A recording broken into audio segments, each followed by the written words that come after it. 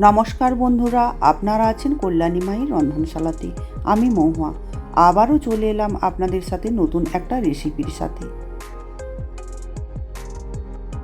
বাড়িতে কেবলমাত্র ব্রেড আর দুধ যদি থাকে আপনারাও কিন্তু বানিয়ে ফেলতে পারেন এই দুর্দান্ত স্বাদের ডেজার্টটা। তাই একদম দেরি করবেন না, একদম শেষ পর্যন্ত ভিডিওটা দেখতে থাকুন, তাহলেই বুঝতে পারবেন এই দুর্দান্ত স্বাদের রেসিপিটা কিভাবে আমি বানিয়ে নিয়েছি। প্রথমেই আমি হাফ লিটার দুধ দিয়ে দিলাম কড়াইতে গরম করার জন্য।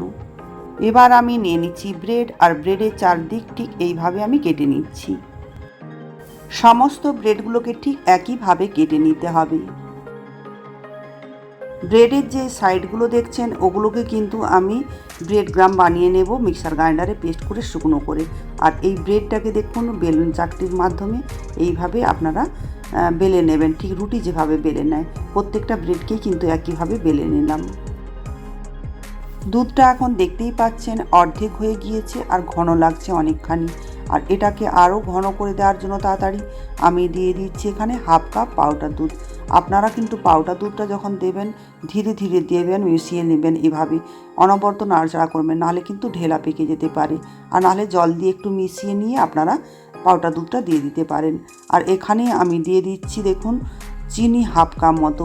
চিনি মিষ্টিটা আপনারা যে যেমন খান সেভাবেই দিতে পারেন, এটা একটু বাড়িয়েও নিতে পারেন আপনারা।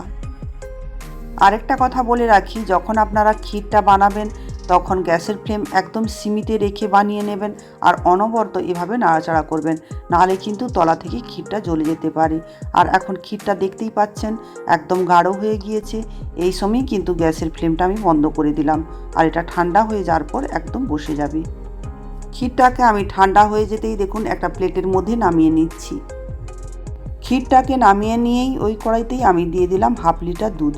আর এই মালাইটা তৈরি করার সময় মালাইয়ের কালারটা যাতে ভালো হয় এবং টেস্টটা যাতে ভালো হয় সামান্য পরিমাণে কেশর দিয়ে দিলাম, তবে এখানে কেশরটা আপনারা নাও দিতে পারেন।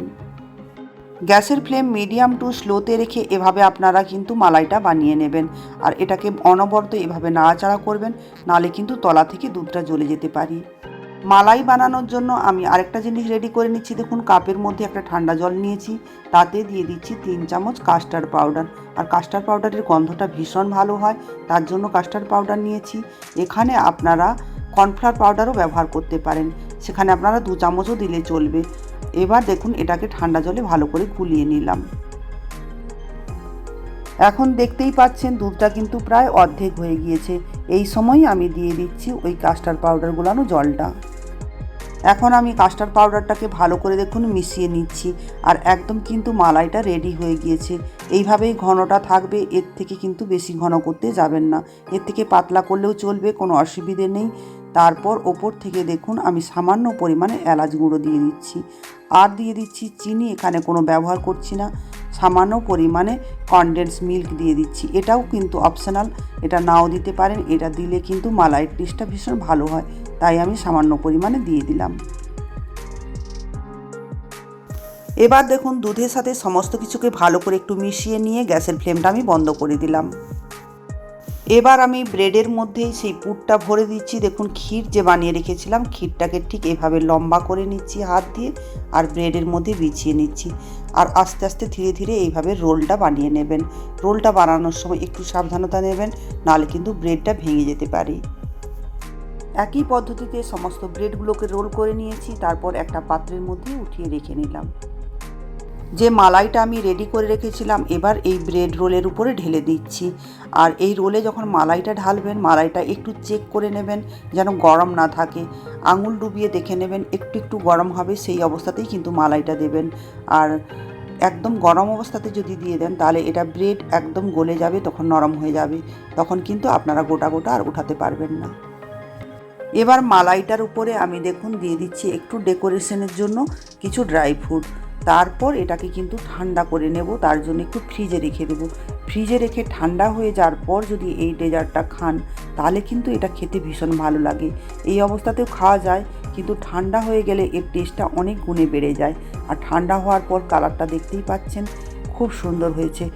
আর খেতেও কিন্তু ভীষণ ভালো হয়েছিল, একদম নরম হয়, যেন মনে হবে সত্যিই ক্ষীরমালাই খাচ্ছি। এটা ব্রেডের ক্ষীরমালাই, সেটা বুঝতেই পারবেন না খাওয়ার পরই।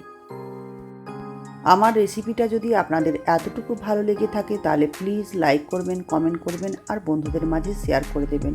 আর যে সকল বন্ধুরা নতুন এসেছেন এখনও পর্যন্ত চ্যানেলটাকে সাবস্ক্রাইব করেননি, প্লিজ সাবস্ক্রাইব করে রাখবেন, যাতে করে পরবর্তীকালে আমি নতুন নতুন ভিডিও আপলোড করলে সবার আগে আপনাদের কাছে নোটিফিকেশন পৌঁছে যায়।